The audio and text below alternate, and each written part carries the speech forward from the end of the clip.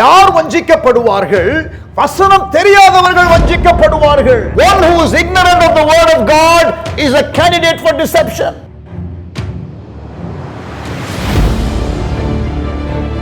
நீங்கள் பாவம் செய்யாமல் இருப்பதற்கு தேவனுடைய வசனம் உங்கள் உள்ளத்திலே இருக்க வேண்டும். You have to hide the word of God in your heart so that you can live a holy life.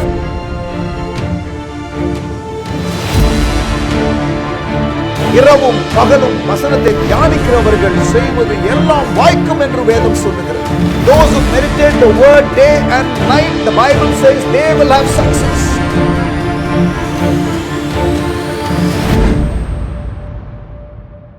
வாழ்வும் வசனமும் நிகழ்ச்சிக்கு ஆண்டவர் இயேசுவின் நாமத்தில் உங்களை அன்புடன் வரவேற்கின்றேன். கர்த்தர் உங்களை ஆசீர்வதித்து ஆசீர்வாத வாய்க்காலாக தீர்த்தருள்வாராக. ஒரு மனிதனை இந்த உலகத்திலே ஆண்டவர் படைத்த பிறகு அவனிடத்திலே எதிர்பார்க்கிற 5 காரியங்கள். உலகத்திலே பிறந்த எந்த மனிதனும் ஒரு 5 காரியங்களை தேவன் நோக்கமாக அவனுக்கு வைத்திருக்கிறார் என்பதை நாம் பைபிளில் இருந்து அறிந்து கொள்ள முடியும்.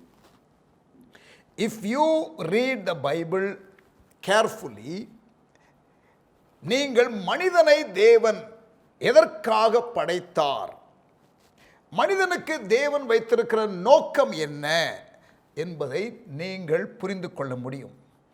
ஒரு 5 காரியங்களை சொல்லுகிறேன், நன்றாக கவனியுங்கள். Listen to me very carefully. ஒரு 5 காரியங்கள். முதலாவது, தேவன் மனிதனை உண்டாக்கியது ஆராதனைக்காக. God created man for worship. அவரை ஆராதிப்பதற்காக, அவரை தொழுது கொள்வதற்காக, to worship him. இப்போ நம்ம இவாஞ்சலிசம்னு செய்கிறது எதற்காக? அந்த தேவன் நோக்கத்தை அந்த தேவனை அறியாத மக்கள் அறிந்து கொண்டு அவர்கள் அவரை ஆராதிக்கிறதற்காக தெரிந்து கொள்ளப்பட்டார்கள் என்ற காரியத்தை சொல்லுவதற்கு. தேவனாகிய கர்த்தர் ஒருவரை தவிர வேறு யாரையும் தொழுது கொள்ளக்கூடாது. அது தேவனுக்கு அருவருப்பு. Worship only Creator God and not the created beings. படைக்கப்பட்ட வஸ்துக்களை ஆராதிக்கிறது தேவனுக்கு அருவருப்பு. ஆண்டவர் மனிதனை படைத்தது அவரை ஆராதிப்பதற்காக, to worship him. உலகத்தில் பிறந்த எல்லா மனிதனுக்கும், நான் கிறிஸ்தவன் என்று சொல்லவில்லை, the entire human race, மனிதனை தேவன் படைத்தது ஆராதனைக்காக, to worship him. ஆண்டவரை ஆராதிக்க வேண்டும். worship the creator. இரண்டாவது, இந்த தவறான வழிபாட்டு முறைகளிலிருந்து மீட்கப்பட்ட ஒரு நபர் ஆண்டவரை படைத்தவரை வெளிப்பாடுடன் தொழுது கொள்ள ஆரம்பித்த பிறகு அவள் செய்ய வேண்டிய இரண்டாவது காரியம், தேவனுடைய குடும்பம் என்று சொல்லப்படுகிற திருச்சபையிலே அங்கம் வகிக்க வேண்டும். They must not only believe, they must also belong. அவர்கள் தேவனுடைய திருச்சபையிலே அங்கம் வகிக்க வேண்டும். தேவன் தகப்பனாக இருக்கிறார், அவருடைய பிள்ளைகளாக இருக்கிற சபையின் குடும்பம். யோவான் 1:12 சொல்லுகிறது, அவருடைய நாமத்தினால் விசுவாசம் உள்ளவர்களாய் அவரை ஏற்றுக்கொண்டவர்கள் எத்தனை பேர்களோ அத்தனை பேர்களும் தேவனுடைய பிள்ளைகளாகும்படி அதிகாரம் கொடுக்கிறார். எல்லாருக்கும் தேவனுடைய பிள்ளைகளாகும்படி அதிகாரம் கொடுக்கிறார். அவர் தகப்பனாக இருக்கிறார். சபை என்ற ஒரு குடும்பம். So we must belong. So சபையிலே இருக்க வேண்டும் என்று தேவன் விரும்புகிறார். இரண்டாவது வார்த்தை fellowship என்று வைத்துக் கொள்ளுங்கள். முதலாவது worship. The first purpose of God for man is worship. ஆராதனை, தொழுகை, அவரை மாத்திரம் பணிந்து கொள்ளுகிற காரியம். இரண்டாவது fellowship. ஒருவருக்கொருவர் உறவிலே இந்த vertical relationship with God இருக்கிறதே, செங்குத்தான உறவு தேவனோடு, அந்த உறவு சரிப்படுத்தப்பட்ட நிலையிலே அவருடைய குடும்பத்தில் இருக்கிற மக்களோடு பக்கவாட்டிலே இருக்கிற உறவு, அது சரியாக இருக்க வேண்டும். ஃபெல்லோஷிப், அந்யோன்யம், பரஸ்பரம், ஒருவருக்கொருவர் உறவு, கிரேக்க வார்த்தையில் கொய்னோனியா, ஃபெல்லோஷிப். இது புதிய ஏற்பாட்டு திருச்சபையில் அதிகமாக இருக்கிறதை அல்லது இருக்க வேண்டும் என்று வலியுறுத்தப்படுகிறதை புதிய ஏற்பாட்டு புஸ்தகங்களிலே நீங்கள் அதிகமாக பார்க்கலாம். ஒருவருக்கொருவர் ஒன் அனதர் என்ற ஃப்ரேஸு கிட்டத்தட்ட 50 முறைக்கு வருகிறது என்று நமக்கு தெரியும். ஃபெல்லோஷிப். பிரியமானவர்களே, படைக்கப்பட்ட எல்லா மனிதரும் ஒன்று ஆண்டவரை ஆராதிக்க வேண்டும். 2வது சபையின் குடும்பம், கர்த்தருடைய பிள்ளைகளுடைய குடும்பத்திலே அங்கம் வகிக்க வேண்டும். சரீரமாகிய சபை என்று வேதம் டிஸ்கிரைப் பண்ணுகிறது உதாரணமாக சொல்லும் பொழுது. அப்போ சரீரத்திலே பல அங்கங்கள் இணைந்து ஒரே சரீரமாக இருக்கிறது போல எல்லா அங்கங்களும் என்ன பண்ணணும்? இணைந்து இருக்க வேண்டும். தனியாக இருந்தால் ஜீவனும் இல்லை, நோக்கமும் இல்லாமல் போய்விடும். என்னுடைய கை இப்போ இணைந்திருக்கிறது என்னுடைய சரீரத்தோட. இப்போ அது ஆக்டிவாக இருக்கிறது, அது செயல்படுகிறது, இதனுடைய நோக்கம் நிறைவேறுகிறது. ஆனால் என்னுடைய கை இப்போ சரீரத்திலேருந்து வெட்டி அது துண்டிக்கப்பட்டு இருந்தால் கொஞ்ச நேரம் ஆக்டிவாக இருக்கிற மாதிரி இருக்கும். ஆனால் அங்கே ஜீவன் போய்விடும், கொஞ்ச நேரத்தில் நோக்கமும் போய்விடும். You and I will lose life and purpose when we are disconnected. சபையோடு கூட கனெக்டாக இருக்கிறீங்களா? விசுவாசிகள் ஐக்கியத்தில் இருக்கிறீங்களா? ஆமேன். பர்ஃபெக்ட் யாரும் கிடையாது, யாரும் பூரணர் கிடையாது. ஆனால் நாம் ஒருவருக்கொருவர் உறவிலே தங்கி இருக்க வேண்டும் என்று விரும்புகிறார். ஒருவரோடு ஒருவர் தங்கி இருக்காவிட்டால் தனியாக தொங்கிக் கொண்டிருப்போம் என்று ஒருவர் சொன்னார். If we don't hang together, we will hang alone. Not good. Selwyn Hughes என்ற ஒரு நல்ல ஒரு எழுத்தாளர், டெய்லி டிவோஷன் எழுதுகிற ஒரு நல்ல தேவ மனிதர், அவர் சொல்லும்போது சொல்கிறார், if you don't hang together you will hang alone. ஒருவரோடு ஒருவர் நாம் தங்கி இருக்காவிட்டால் தனியாக தொங்கிக் கொண்டிருக்க வேண்டிய சூழ்நிலை வரும். யூதாசுடைய நிலைமை அப்படித்தான் இருந்தது. 12 சீஷர்கள் இருக்கும் பொழுது அவர்களுக்கெல்லாம் தெரியாமல் தனியாக ஒரு ஸ்கீம் போட்டு ஒன்றை செய்தான். கடைசியில் அவருடைய முடிவு பரிதாபமாக இருந்தது. முதலாவது நோக்கம் வர்ஷிப், 2வது நோக்கம் ஃபெல்லோஷிப், ஒருவருக்கொருவர் என்ற உறவிலே இருக்க வேண்டும். 3வது நோக்கம், ஒரு மனிதனுக்கு தேவன் வைத்திருக்கிற 3வது நோக்கம் வசனமும் வாழ்வும், வாழ்வும் வசனமும் என்ற இந்த ப்ரோக்ராமில் வசனத்தின்படி எப்படி வாழ்வது என்பதை படித்து கொண்டு வருகிறோம். கவனிங்க, நாம் தேவனுடைய நோக்கத்தின்படி வாழ வேண்டும். வசனத்தில் சொல்லப்பட்டிருக்கிற நோக்கம், 1வது ஆராதனை, 2வது ஐக்கியம், 3வது டிசைபிள்ஷிப், சீஷத்துவம்.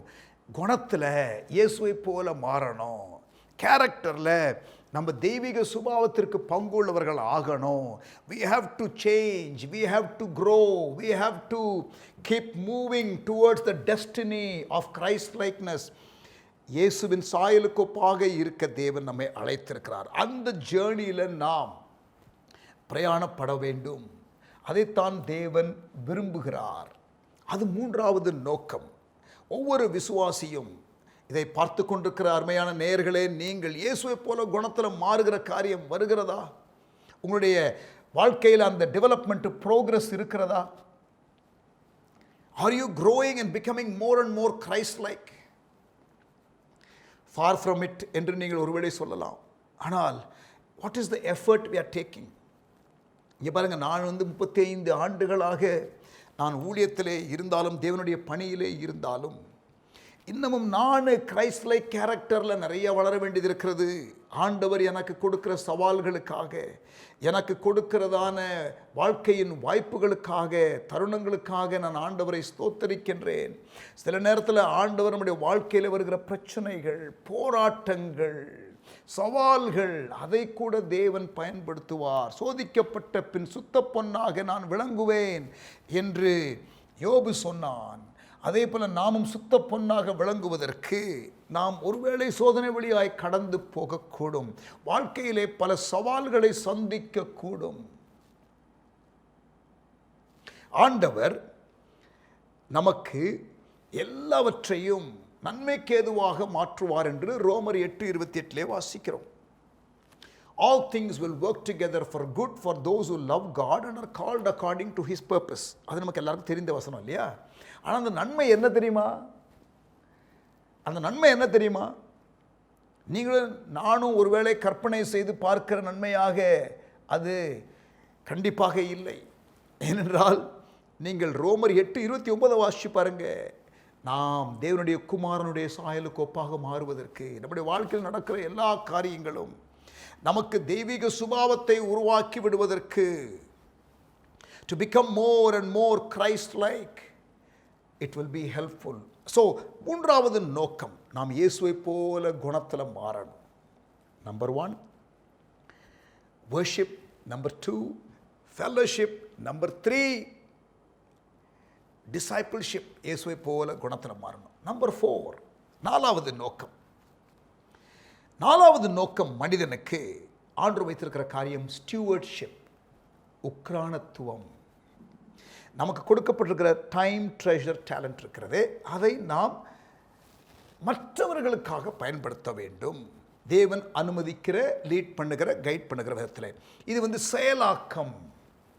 முதலாவது உள்ள காரியமும் ரெண்டாவது காரியமும் வர்ஷிப்பும் ஃபெல்லோஷிப்பும் அது உறவு அடிப்படையில் உள்ள காரியம்.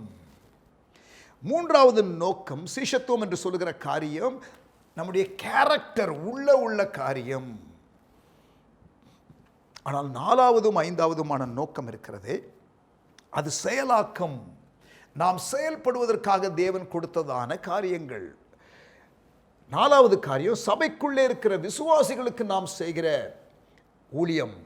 ஐந்தாவது சபைக்கு வெளியில் இருக்கிற மக்களுக்கு நாம் செய்கிற சேவை. நாலாவது ஸ்டூவர்ட்ஷிப்பு, ஐந்தாவது மிஷன். நாலாவது உக்ரானத்துவம், ஐந்தாவது அருட்பணி சேவை, சுவிசேஷம் பிரகடனம் பண்ணுகிற காரியம். அதிலே தேவன் நமக்கு ஒரு திட்டத்தை வைத்திருக்கிறார், நோக்கத்தை வைத்திருக்கிறார். ஆராதனை, ஐக்கியம்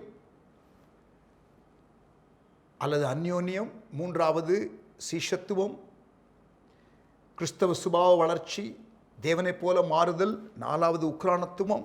சபைக்குள்ளே தேவன் நமக்கு கொடுத்திருக்கிறதான இறைப்பணி, நமக்கு கொடுத்திருக்கிறதான செயலாக்க திட்டங்கள், வரங்களின் அடிப்படையிலே நாம் அதை செயல்படுத்த வேண்டும்.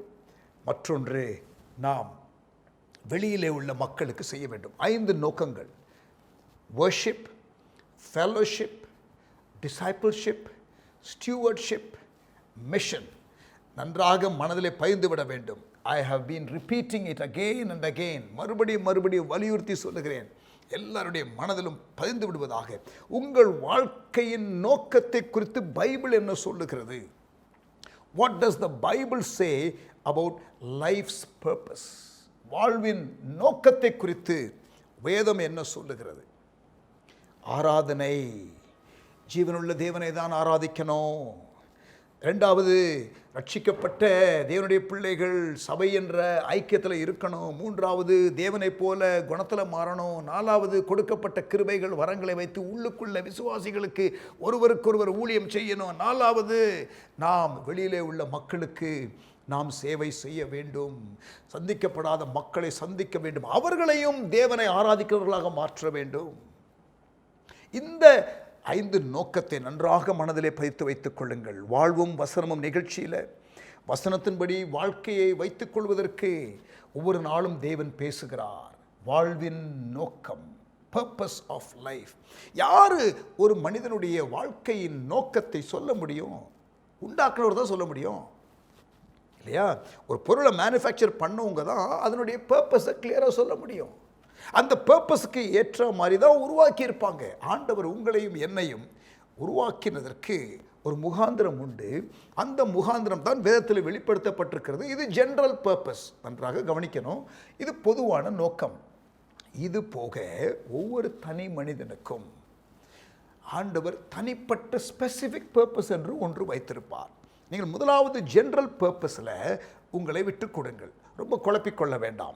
முதலாவதாக பொதுவாக சொல்லப்பட்ட ஜெனரல் பர்பஸ்க்கு உங்களை விட்டு கொடுங்கள். அதற்கு பிறகு ஸ்பெசிஃபிக் பர்பஸ் ஆண்டவர் வெளிப்படுத்துவார். அப்போஸ்தலர் 9ஆம் அதிகாரத்தில் ஆண்டவர் ஒரு அழைப்பை பவுலுக்கு கொடுக்கிறார். பிறகு அப்போஸ்தலர் 13ஆம் அதிகாரத்தில் அழைப்புக்குள் அழைப்பு என்று சொல்லப்படுகிற மிஷனரி ஊழிய அழைப்பை தேவன் கொடுக்கிறார். அப்போஸ்தலர் 16ஆம் அதிகாரத்திற்கு வரும்பொழுது அந்த அழைப்புக்குள் அழைப்பு என்று சொல்லப்படுகிற மிஷனரி பணியில் ஆவியானவர் அவரை குறிப்பாக ஸ்பெசிஃபிக்காக நடத்துகிறார். நான் சொல்லுவேன், ஆக்ட்ஸ் 9 மினிஸ்ட்ரி கால், ஆக்ட்ஸ் 13 மிஷனரி கால், ஆக்ட்ஸ் 16 மேசிடோனியன் கால். மகதோனியாவிலிருந்து ஒரு மனிதன் வந்து எனக்கு உதவி செய்யுங்கள் என்று கேட்டான். 9ஆம் அதிகாரம் ஜெனரல் கால், 13ஆம் அதிகாரம் ஸ்பெசிஃபிக் கால், 16ஆம் அதிகாரம் ஸ்பெசிஃபிக் கைடன்ஸ். ஆண்டவர் ஒவ்வொருவருக்கும் வைத்திருக்கிற பிரத்யேக நோக்கம் வெளிப்படும். ஆனால் நான் சொல்லுகிற காரியம் என்னவென்றால், அது என்ன அது என்ன அது என்ன என்று போராடி கொண்டு சிலர் ஒன்றுமே செய்ய மாட்டாங்க. ஆண்டவர் எனக்கு வச்சிருக்கிற பிளான் என்ன, எனக்கு வச்சிருக்கிற பிளான் என்ன? பிரியமானவர்களே, இப்போ சொல்றேனே ஒரு 5 காரியம். இது எல்லாருக்கும், சரியா, படைக்கப்பட்ட எல்லா மனிதனுக்கும், பூமியில் இருக்கிற எல்லா மனிதனுக்கும் அது முதல்ல வர்ஷிப்னு ஆரம்பிக்கணும். அவரை ஏற்றுக்கொண்டு அவரை தொழுது கொள்ள ஆரம்பிக்கணும். அங்கே இருந்து அதுக்கப்புறம் 4 காரியம் இருக்குது. இதுவே நீங்கள் ஒழுங்காக செஞ்சால் போதும். இதை செய்யும் பொழுதே ஆண்டவர் கிருபையாக வெளிப்படுத்துவார். இதில் எவ்வளவுக்கு உண்மையாக இருக்கிறோமோ கர்த்தர் வெளிப்படுத்துவார். நிறைய பேர் வெளிப்படுத்தப்பட்ட காரியங்களை செய்வது இல்லை, வெளிப்படுத்தப்பட்ட காரியங்களை செய்வதில்லை. They don't do what has been revealed. ஒரு நல்ல ஒரு வசனம் இருக்கிறது, வேடிக்கையாக இருக்கும், ஆனால் கவனிங்க. உபாகமம் 29ஆம் அதிகாரம் 29ஆம் வசனம். Deuteronomy 29 and verse 29. மறைவானவைகள் நம்முடைய தேவனாகிய கர்த்தருக்கே உரியவைகள்,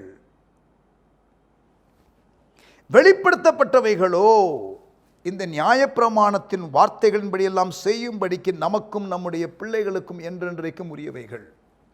2 காரியங்கள் கவனிங்க. மறைவானவைகள், வெளிப்படுத்தப்பட்டவைகள். இந்த வசனத்தில் 29ஆம் அதிகாரம் உபாகமம் 29ஆம் வசனம் Deuteronomy 29 and verse 29 என்ன சொல்லுகிறது? மறைவானவைகள் நம்முடைய தேவனாகிய கர்த்தருக்கே உரியவைகள், வெளிப்படுத்தப்பட்டவைகளோ இந்த நியாயப்பிரமாணத்தின் வார்த்தைகளின்படி எல்லாம் செய்யும்படிக்கு நமக்கும் நம்முடைய பிள்ளைகளுக்கும் என்றென்றைக்கும் உரியவைகள். எதற்கு தேவன் வெளிப்படுத்துகிறாரா? கவனிங்க. இந்த நியாயப்பிரமாணத்தின்படி செய்யும்படிக்கு, இந்த நியாயப்பிரமாணத்தின் வார்த்தைகளின்படி எல்லாம் செய்யும்படிக்கு. அப்ப ஆண்டவர் ரிவீல் பண்றாருன்னா இட் இஸ் ஃபார் ஒபீடியன்ஸ். ஆனால் என்ன தெரியுமா பொதுவாக நடக்கும் நம்முடைய மக்களிடையே? மறைவானவைகளை தேடி தேடி தேடி தேடி வெளிப்படுத்தப்பட்டவைகளை கீழ்ப்படியாமல் விட்டு அலைகிறவர்கள் ஏராளம். சேட்.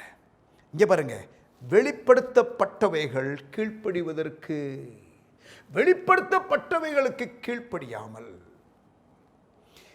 வெளிப்படுத்தாதவைகளை தேடிக்கொண்டே இருக்கிற கூட்டம் இன்றைக்கு அதிகமாக இருக்கிறது. They want to know more, they want to know more, but have they obeyed enough?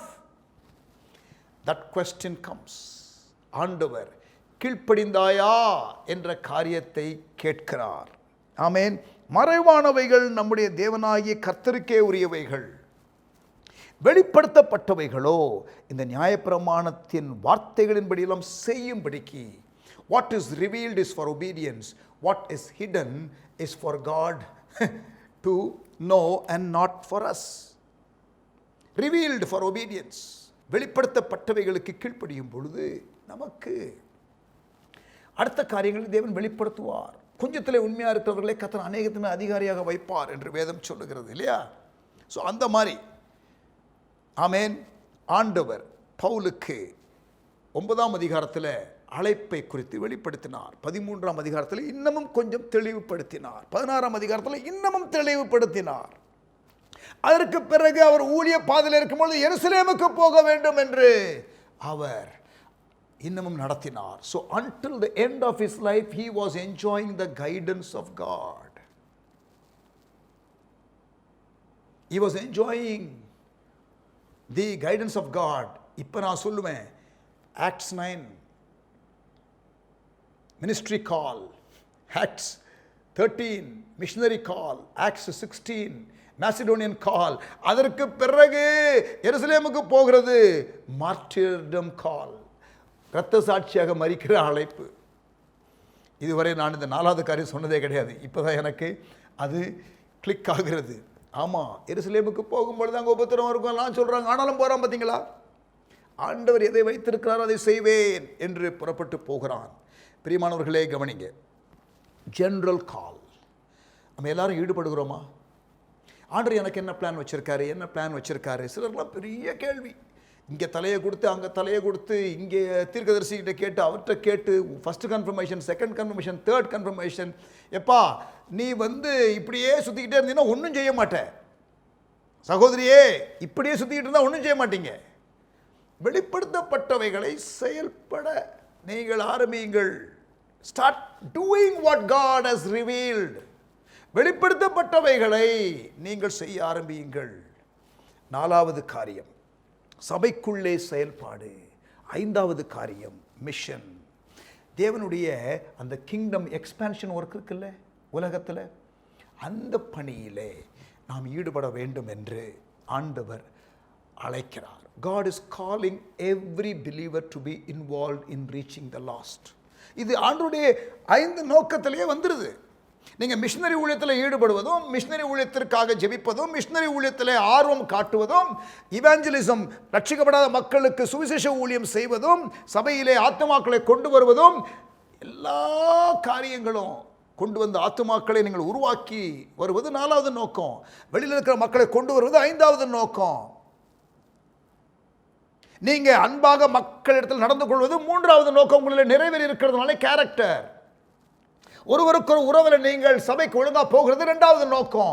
ஆண்டவரோடு துடிப்புள்ள ஒரு உறவை வைத்திருக்கிறது 1வது நோக்கம். இந்த 5 நோக்கத்திலேயே நீங்கள் இருந்து சின்சியராக இருக்கும் பொழுது அடுத்த காரியங்களை நான் எப்படி என்று சொல்லிக் கொடுக்க கூட வேண்டிய அவசியம் இல்லை. கர்த்தர் கிருபையாக உங்களுக்கு வெளிப்படுத்துவார். இந்த அடிப்படை காரியங்கள் எவ்ரி பிலீவர், எல்லா விசுவாசியும் இந்த 5 காரியத்திலே தெளிவாக இருக்க வேண்டும். தேவனாகிய கர்த்தரை ஆராதிக்கிறதிலே நன்றாக நீங்கள் கவனம் செலுத்துங்கள். முழு இருதயத்தோடும், முழு ஆத்மாவோடும், நீங்கள் முழு பலத்தோடும் உங்கள் தேவனாகிய கர்த்தருக்கு நீங்கள் தொழுகை செய்யுங்கள், அன்பு கூறுங்கள். பிறகு சகோதரர்கள் மற்றவர்களுக்கு நீங்கள் அன்பு செலுத்துங்கள். மேலே உள்ள உறவு வெர்டிக்கல் ரிலேஷன்ஷிப், அப்புறம் ஹாரிசான்டல் ரிலேஷன்ஷிப், சபைக்குள்ள சபைக்கு வெளியில் இருக்கிற எல்லாரோடும் உள்ளதான உறவு, அதிலே உங்களை நீங்கள் கவனமாக வைத்துக் கொள்ளுங்கள். ஆண்டவர் உலகத்தில் செய்ய விரும்புகிற இறைப்பணி, ஒவ்வொரு ஜாதி, ஒவ்வொரு பாஷைக்காரர்கள், ஒவ்வொரு கோத்திரம் எல்லாரும் ரட்சிக்கப்படணும், ஒருவரும் கெட்டு போகக்கூடாது, யாவரும் ரட்சிக்கப்படணும். இந்த தேவனுடைய திட்டத்தில் உங்களை இணைத்துக் கொள்ளுங்கள். That's it. இதில் உங்களுக்கு தாளந்துகள் இருக்கிறது, கிருபைகள் இருக்கிறது. அந்த அடிப்படையில் நீங்கள் ஒர்க் அவுட் பண்ணி போனாலே உங்களுடைய லைஃப் மிஷனை நீங்கள் அழகாக செய்து முடிப்பீர்கள். ஆமென். அப்போஸ்தலனாகிய பவுலுடைய வாழ்க்கையின் முடிவில் நல்ல போராட்டத்தை போராடினேன், ஓட்டத்தை முடித்தேன், விசுவாசத்தை காத்துக்கொண்டேன் என்று சொல்லுகிறார். வசனம் 7, 2 தீமோத்தேயு 4ஆம் அதிகாரம், 2 Timothy chapter 4 verse 7. நல்ல போராட்டத்தை போராடினேன், ஓட்டத்தை முடித்தேன், விசுவாசத்தை காத்துக்கொண்டேன். இது முதல் நீதியின் கிரீடம் எனக்காக வைக்கப்பட்டிருக்கிறது.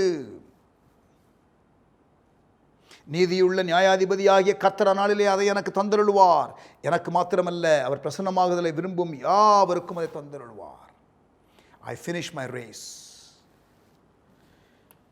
I kept my faith. ஆமென். பவுல் சொல்லுகிறார். இயேசு சொன்னாரா? இயேசு சொன்னார்.